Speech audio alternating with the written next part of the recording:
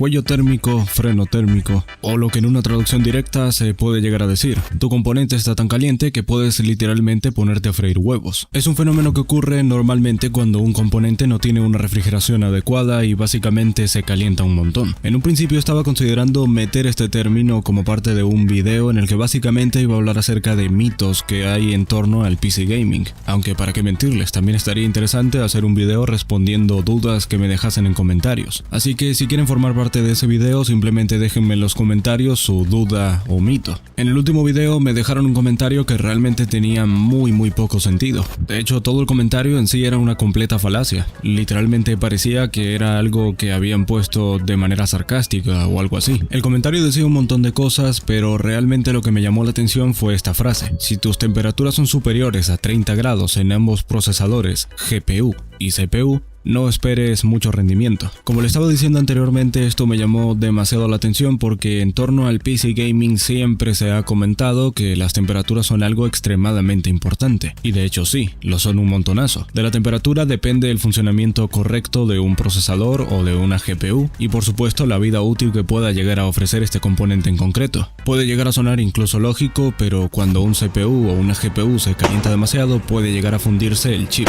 Además de otras cosas como por ejemplo fundirse soldaduras y desoldarse componentes. Como medida preventiva, las marcas realmente desde la llegada de dispositivos portátiles o móviles como por ejemplo smartphones, tablets, laptops, sobre todo las no dedicadas al gaming, y por último consolas de video como por ejemplo Xbox 360 que tenía problemas de recalentamiento, han incluido consigo un sistema de seguridad por parte de la empresa desarrolladora del procesador, y a esto se le conoce normalmente como un freno térmico o un cuello térmico. Y para definirlo de una forma bastante sencilla, simplemente es un mecanismo de protección, mecanismo que se encarga de determinar que a una cierta temperatura de una GPU o de una CPU, el dispositivo corre riesgos de poder dañarse, quemarse, desoldarse, y por ende se bajan las frecuencias del reloj para tener un menor consumo y por ende tratar de enfriarse un poco. La cuestión es que este límite de temperatura en una laptop y muchísimo menos en una PC de escritorio está fijado a 30 grados centígrados. Realmente es una cifra completamente ridícula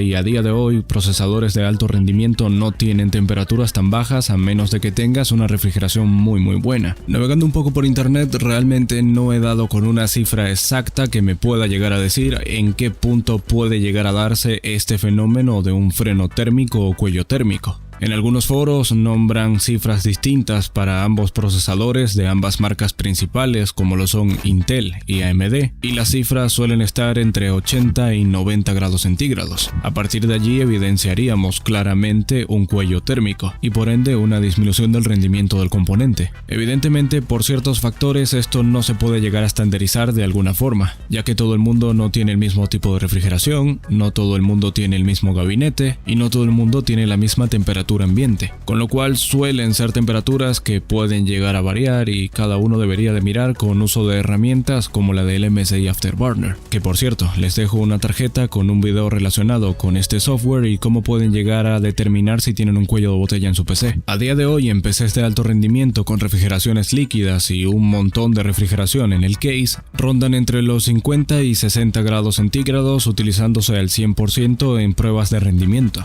con lo cual estaríamos hablando de el doble de lo que me mencionaban en el comentario, algo completamente ridículo. Como les estaba comentando anteriormente, pues básicamente el equipo que es más propenso a sufrir de este fenómeno es aquel que esté mal ventilado, que podría ser perfectamente el ejemplo de un PC completamente sucio que tenga problemas de disipación, que le haga falta un cambio de pasta térmica, un procesador con disipación stock que esté overclockeado, o bien un procesador con un TDP demasiado alto y una disipación stock. Ejemplo muy claro de ello, toda la pasada gama de procesadores de AMD, procesadores con un TDP extremadamente alto como por ejemplo el FX 8350. Por último, cualquier tipo de laptop, sobre todo las que no están orientadas de manera directa al gaming. A día de hoy existen muy buenos modelos con una disipación bastante buena, casos de laptops como por ejemplo las de MSI, pero seamos sinceros, todo el mundo no tiene una laptop gaming, ya que suelen tener un costo más elevado y con este presupuesto se puede llegar a montar un PC de escritorio con un hardware realmente bueno. Así que de primera mano conozco gente que tiene laptops del estilo i3 4 GB de RAM y 5 4 GB de RAM, tarjetas gráficas integradas, que suelen tener problemas con este fenómeno,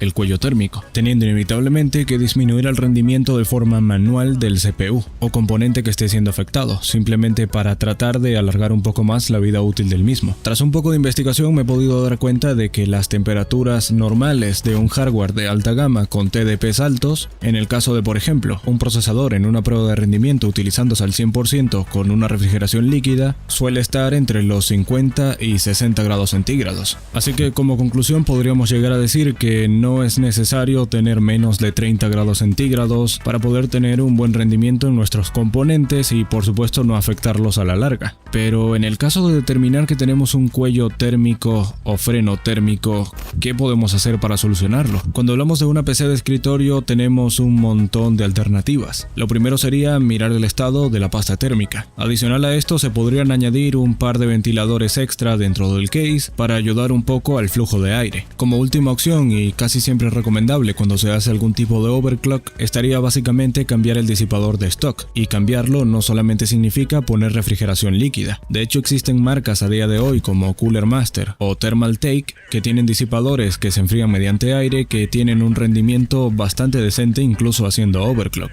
Y se me estaba olvidando, también es algo bastante recomendable hacerle un mantenimiento periódico al PC, ya que toda la suciedad o polvo puede llegar a perjudicar la ventilación del PC y por ende, por supuesto, disminuir el rendimiento. Dejando el PC de escritorio de lado, podemos irnos directamente a por laptops. Lamentablemente en este apartado no suelen haber demasiadas alternativas. Lo básico sería aprender a desarmar tu laptop, hacer un cambio de pasta térmica periódicamente, hacer una limpieza de suciedad o polvo para ver que no estén obstruidas las tuberías de ventilación y por último, si llegas a determinar que tienes un cuello térmico o un freno térmico, lo suyo sería limitar la capacidad del procesador máxima simplemente para tratar de reducir ese cuello térmico y por supuesto alargar un poco más la vida útil del PC. El procedimiento de hecho es bastante sencillo y solo requiere de una pequeña configuración dentro del sistema operativo Windows. Es tan fácil como ir a la barra de búsqueda, editar el plan de energía, hacer clic en cambiar la configuración avanzada de energía y dentro de este apartado deberíamos de tener la opción de administración de energía del procesador. Al hacer un despliegue de esta opción básicamente nos vamos a encontrar con estado mínimo del procesador y estado máximo del procesador. Lo suyo sería que si pones en uno de estos dos parámetros 100% estuviese en 100% en los dos apartados, pero como en este caso en teoría tienes problemas de temperaturas, básicamente te recomiendo que toques entre un 80, 90 o incluso 70%. Lógicamente, mientras menor sea el número, menor va a ser el rendimiento y por ende menor va a ser el voltaje que va a consumir el procesador, haciendo que esté un poco más frío. Así que para los que no lo sabían, pues básicamente ahí está ese pequeño lifehack. Así que sin nada más que decir, me encantaría que me dejasen un like para saber que les ha gustado el video, un comentario si es que quieren opinar acerca del tema o simplemente brindarme un nuevo tema para tocar en un próximo video. Y si eres alguien nuevo y no has visto ninguno de mis contenidos, pues simplemente te invito a que te pases por el canal, te suscribas y actives la campanita. Además de que compartir este video me ayudaría un montonazo a seguir creando contenido de este estilo. Así que nos vemos en un próximo